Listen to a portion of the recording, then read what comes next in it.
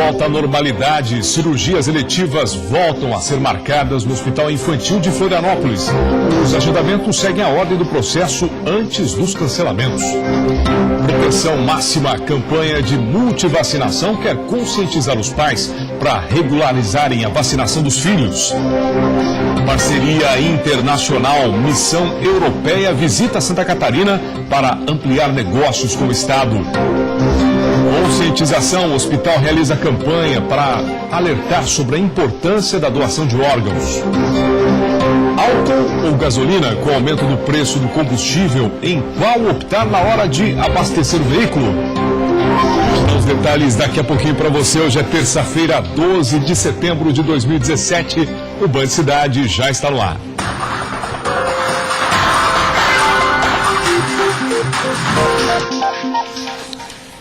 Olá, uma boa noite para você. Obrigado pela sua companhia. A Polícia Rodoviária Federal apreendeu quase 100 quilos de maconha na BR-158 em Palmitos, na região oeste. A droga estava em um carro com placas do Uruguai. A droga estava escondida na parte inferior do para-choque deste veículo com placas do Uruguai. Os policiais desconfiaram do nervosismo dos ocupantes do carro e fizeram uma visconha. De acordo com a PRF, os envolvidos disseram que estavam sendo pagos para transportar o entorpecente de Cascavel, no Paraná, até Montevidéu. A droga, o carro e os 2 suspeitos foram encaminhados à Polícia Federal de Chapecó. Eles devem responder por tráfico internacional de drogas. Bom, e na tarde de hoje a Polícia Civil apreendeu em uma residência no bairro Ingleses, em Florianópolis, cerca de 15 quilos de maconha, além de milhares de pinos plásticos que seriam utilizados para armazenar cocaína. Um homem foi preso e conduzido à delegacia.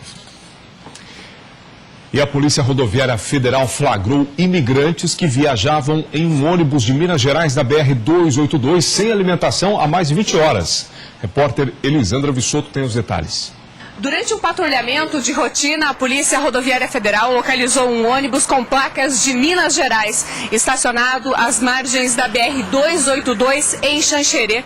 Os policiais constataram que no coletivo estavam 24 passageiros, mas o ônibus não tinha autorização da Agência Nacional de Transportes Terrestres para trafegar.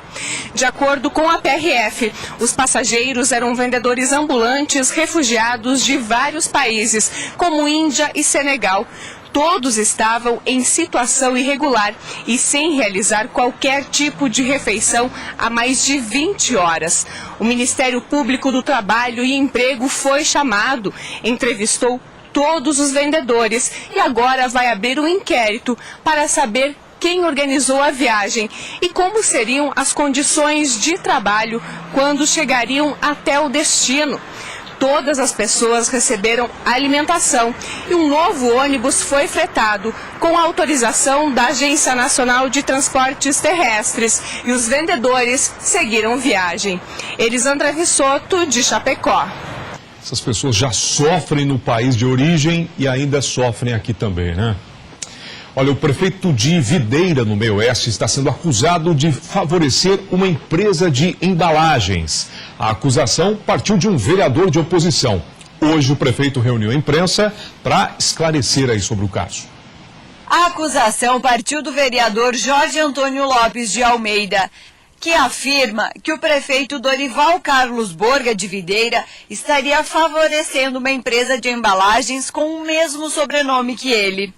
Segundo o prefeito, as acusações são infundadas e ele não tem como provar. Nós pedimos a instalação de uma comissão para avaliar se há ou não há falta de decoro parlamentar deste vereador, porque ele está insurtindo a comunidade, a população, sobre inverdades, sobre falácias que não dizem respeito, que inclusive esta administração está encaminhamos para a Câmara de Vereadores atos que foram praticados e que foram aprovados na administração de qual ele era vice-prefeito. Ninguém da nossa administração está aqui buscando o atendimento de interesses pessoais ou interesses particulares. O nosso interesse é sim trabalhar para o nosso município. Já o vereador Jorge Antônio Lopes de Almeida diz ter conhecimento dos fatos e por isso levou o caso adiante.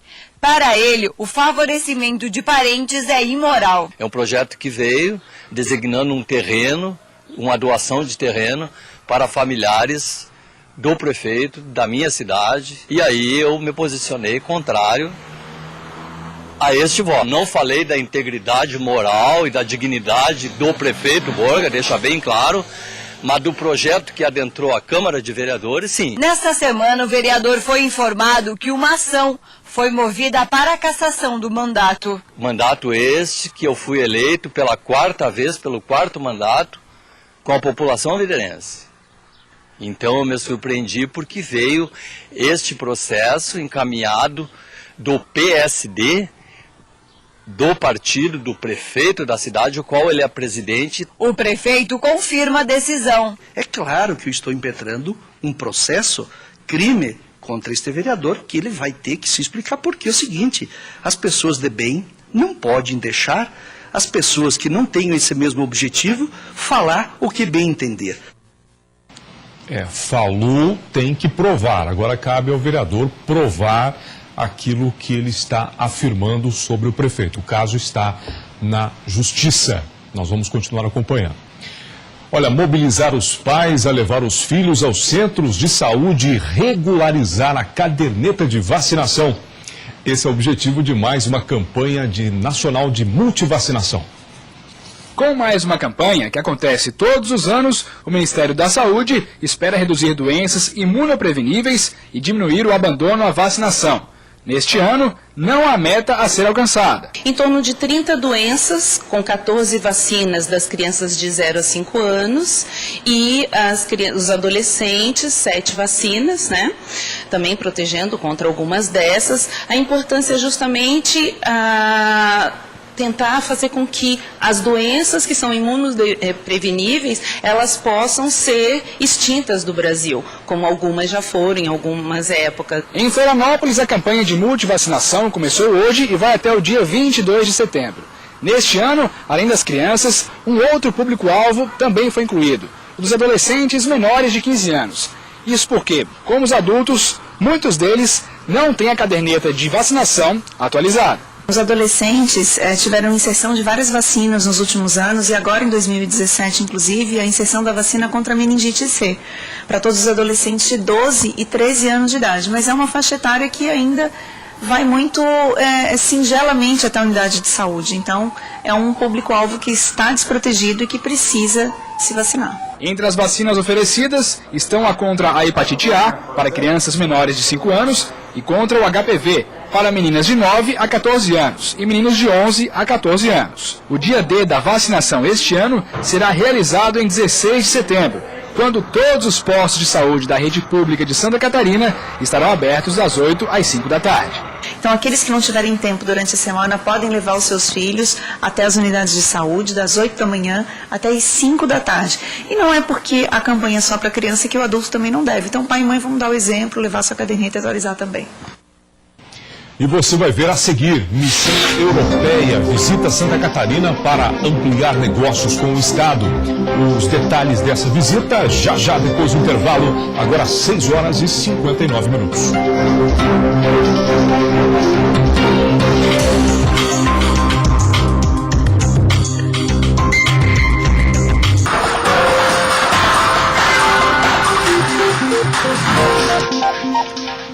Estamos de volta com o Band Cidade, são 19 horas 7 da noite, 2 minutos. E a União Europeia é responsável hoje por 17% das vendas externas do Estado. E para ampliar as transações com Santa Catarina, um grupo europeu foi recebido hoje aqui na capital. A relação comercial entre a comunidade europeia e a América Latina, especialmente o Brasil, existe há mais de 50 anos. E Santa Catarina mantém uma parceria natural e economicamente importante com o continente europeu. O estado tem 52 mil indústrias, com o setor mais diversificado do país. Características que ajudam a atrair novos negócios com países da Europa e a amenizar os efeitos da crise econômica que atinge o país. Estamos recuperando em 2017 2017, a média dos primeiros 8 meses é maior do que a média do ano passado, portanto, sem dúvida, é um espaço muito grande para ampliação das relações e do comércio internacional entre Santa Catarina e os países da Europa. Para fortalecer a cooperação internacional e incentivar a ampliação de novos negócios com Santa Catarina, representantes de embaixadas e consulados de 12 países da União Europeia no Brasil se reuniram hoje na capital. São colegas que estão em Brasília, em São Paulo, de diferentes embaixadas, de Alemanha até Croácia, e eles todos estão muito interessados para ver precisamente, conhecer melhor o Estado, falando com a Fiesc, mas também com as autoridades locais, para precisamente entender onde poderíamos estreitar mais as relações comerciais e de investimento. Os números mostram a importância de manter uma relação próxima com esses países. Afinal, 17% das vendas externas do Estado são destinadas à União Europeia.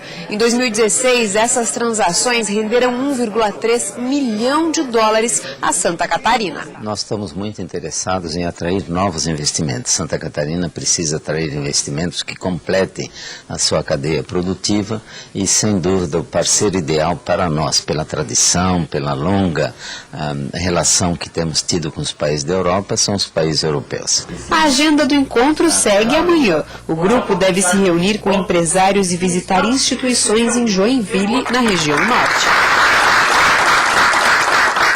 Expectativa de bons negócios, para os dois lados. E as cirurgias eletivas, as pré-agendadas que haviam sido suspensas no Hospital Infantil Joana de Guzmão, aqui na capital, conhecido como nosso Hospital Infantil, voltaram a ser feitas nesta segunda-feira. Esses e outros assuntos agora, no Giro de Notícias. Por falta de verba para comprar materiais. Na segunda-feira, dia 11, o hospital teve 16 agendamentos de cirurgias. O agendamento vai seguir a ordem da lista de espera antes da paralisação. A Secretaria de Estado da Saúde não sabe dizer o número exato de pacientes que estão na fila para essas cirurgias, mas afirma que são quase 2.000 crianças em todo o estado. Os momentos de apreensão vividos pela criciumense Caroline Calegari e a família na Flórida, nos Estados Unidos, durante o final de semana foram aliviados com o nascimento da filha Marina, na noite deste domingo, dia 10. Caroline estava na 37ª semana de gestação durante a passagem do furacão Irma pela Flórida e poderia ganhar a criança a qualquer momento, e foi o que aconteceu. Apesar do susto, a criança nasceu sem nenhum problema e deve ter alta entre hoje e amanhã. A Prefeitura de Lages, na Serra Catarinense, abriu nesta terça-feira as inscrições para 2 processos seletivos, com um total de 544 vagas, além de cadastro de reserva. Os interessados podem se inscrever até 13 de outubro pelo site lages.sc.gov.br e pelo site iban-concursos.org.br. E para quem é agricultor ou dono de área rural, precisa ficar atento ao prazo para a declaração do Imposto Territorial Rural, que termina no dia 30 de setembro.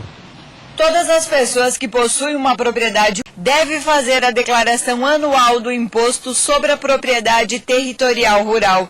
O prazo para as declarações encerra no dia 30 de setembro. O não cumprimento acarreta em multa. Todo proprietário rural ele tem a obrigatoriedade de fazer a sua declaração. Mesmo o pessoal que são isentos, né? Mas eles podem até ser isentos perante a Receita Federal, mas não perante as instituições financeiras, né? Então, o seu pessoal vai dependendo do financiamento, esses empréstimos que o pessoal faz, então ele tem que estar em dia com o seu ITR. As declarações podem ser feitas pelo site da Receita Federal e seguir o passo a passo das informações. O Sindicato Rural de Videira está auxiliando os agricultores. No sindicato é só o pessoal trazer o número do CPF para a gente localizar a anterior e a gente faz. Se tiver alguma assim, só mexeu na propriedade, comprou mais terreno, o pessoal repartiu, fez alguma adaptação ou mesmo investimento alto, com grande coisa, aí o pessoal teria que trazer então a escritura já com seu registro para fazer essas atualizações nessa questão desse ano. Das 8 ao meio-dia, das 8 às 11h30 e a 1h30 às 5h30, com 2 funcionários habilitadas, né, para fazer esse trabalho. Todas as informações declaradas devem ser comprovadas com documentos.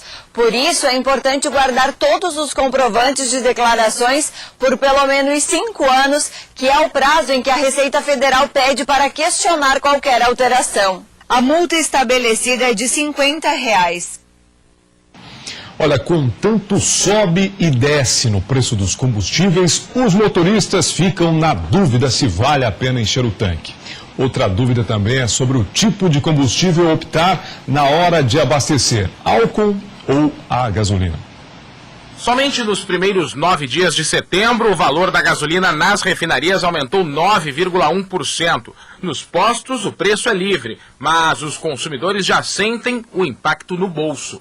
A gente que trabalha com veículo diariamente está sentindo bastante, o preço está exorbitante, está fora da realidade. A política de reajustes adotada em junho pela Petrobras permite alteração diária nos preços da gasolina e do diesel nas refinarias, para mais ou para menos. Mas desde o final de agosto houve apenas uma redução. O Matheus pensa 2 vezes antes de encher o tanque. A gente fica nessa incerteza, né? Quando é que vale a pena tu encher o tanque ou não, porque na próxima semana pode baixar 15 centavos ou então pode aumentar 15 centavos. A gente fica com essa insegurança, né? Aproximadamente 90% da frota de veículos do país tem motores flex que podem ser abastecidos tanto com gasolina como com etanol. No caso do biocombustível, o consumo é maior, mas em tempo de alta no preço do derivado do petróleo, é bom fazer o cálculo e buscar a alternativa mais econômica.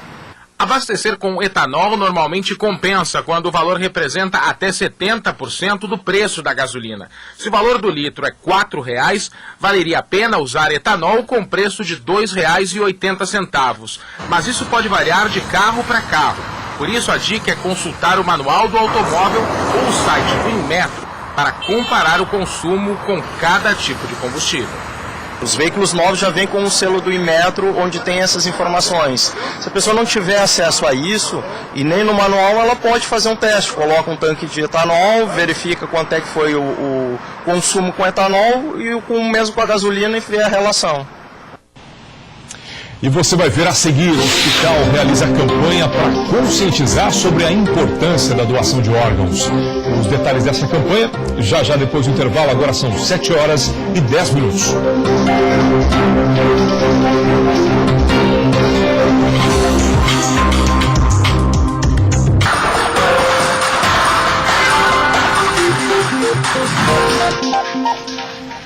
Estamos de volta e daqui a pouco tem o Jornal da Band com as principais notícias do Brasil e do mundo.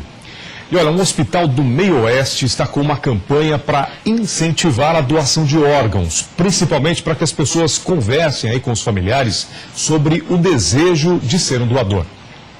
A doação de órgãos ou tecido é um ato de amor e solidariedade. Com o transplante, é possível devolver a qualidade de vida para aquelas pessoas que aguardam por anos na fila de espera. Mas, afinal de contas, quais órgãos podemos doar? Existem vários órgãos que podem ser doados, né? Coração, rim, pulmão, fígado, pâncreas, córneas, válvulas cardíacas, a gente tem ossos e tendões, aí também a pele que pode ser doada. Existem 2 tipos de doadores, né? Os doadores vivos e os doadores não vivos.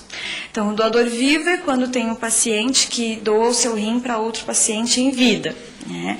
E o doador não vivo, que é aquele paciente que nós chamamos de morte encefálica. Santa Catarina é o estado que mais realiza a doação de órgãos e, mesmo assim, 549 pessoas só neste ano de 2017 aguardam na fila para serem transplantados. O Hospital Salvatoriano Divino Salvador de Videira, durante o mês de setembro, está realizando uma campanha para orientar as famílias sobre a importância da doação de órgãos e, principalmente, que eles manifestem o desejo de ser um doador. Nós devemos comunicar à nossa família.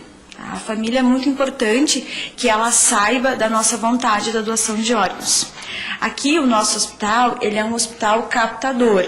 Nós não fazemos transplante aqui. Nós, da CIDOT, nós acompanhamos o processo de diagnóstico de morte encefálica e o processo de captação. Quem trabalha na Comissão Intra-Hospitalar de Doação de Órgãos e Tecidos para Transplantes já viveu muitos finais felizes.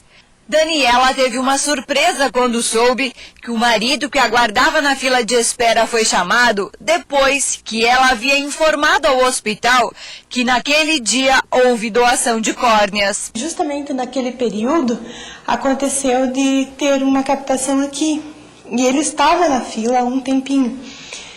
E logo em seguida eles chamaram, porque a gente nunca espera, né? Tá na fila, pode ser qualquer dia, né? Chamaram para ele fazer o transplante. Então, foi muito importante para a gente, para mim como pessoa, porque eu imaginava, ó, a captação e agora ele está recebendo o olho, né? A córnea. Um sim pode mudar uma vida. Avise sua família que você é doador. Pois é, o que a gente leva da vida, hein? Qual é a única certeza que nós temos? Do pó viemos, ao pó voltaremos. E se parte minha puder servir para salvar a vida de alguém, que seja feita a minha vontade. Se o meu coração ainda pulsa, mas o meu corpo repousa, por que tirar dele, do coração, a chance de bater no peito de alguém e dar a essa pessoa uma nova oportunidade de vida? Bom, parece um tema difícil de se conversar, mas assim como eu, deixe claro para todos os seus familiares, seus amigos, o seu desejo de ser um doador de órgãos, porque o imponderável ele pode acontecer a qualquer momento e todos precisam estar cientes da sua escolha. Ser um doador de órgãos é ser um doador de vida. Pense nisso. Olha, um fato inédito na suinocultura de Santa Catarina. Uma leitoa deu à luz aí a 33 leitõezinhos de uma só vez, foi lá no oeste do estado. O nascimento dos leitões aconteceu em uma propriedade na zona rural de Concórdia e é considerado um fato raro na suinocultura catarinense. De acordo com veterinários, uma fêmea pode dar à luz a cerca de 14 animais por gestação. Segundo relatos da família, nunca tinha acontecido algo parecido na propriedade. Os porquinhos precisaram ser colocados com outras 2 fêmeas para serem alimentados. Outro caso parecido aconteceu há cerca de um mês em uma propriedade no município de Água Doce, quando uma fêmea deu à luz para 31 animais. Elisandra Vissoto, de Chapecó. Impressionante, a média é 14 leitõezinhos, essa deu 33, né? É mais que o dobro. O Band Cidade dessa terça-feira termina aqui. Você acompanha agora o Jornal da Band. Obrigado pela sua audiência, uma boa noite para você. E amanhã, 6:50, estamos de volta.